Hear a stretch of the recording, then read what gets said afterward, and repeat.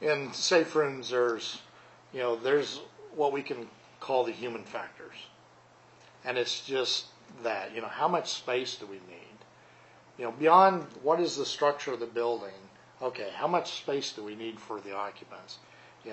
How do we deal with water? How do we deal with toilet facilities?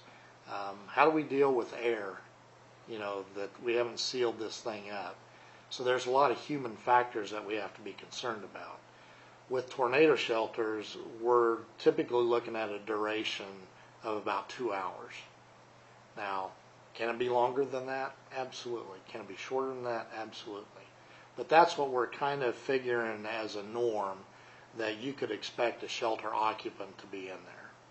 So then we turn around and say, okay, how can we cover toilet facilities for that amount of time? How do we cover water, potable water, drinking water? How do we cover the air? As you can understand that for some people, this is going to be a panic situation. They're not going to just sit in and relax and all this. They may, some people may. Some people may walk in there and, have pretty high anxiety, even if there's not anything going on, but it's that unknown. And that can raise people's level of anxiety.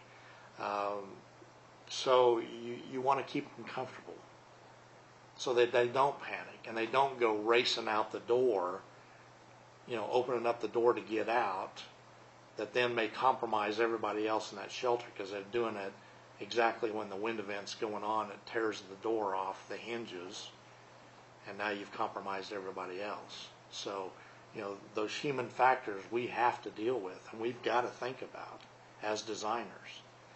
First aid kits, radio communication, and I didn't say cell phone, radio.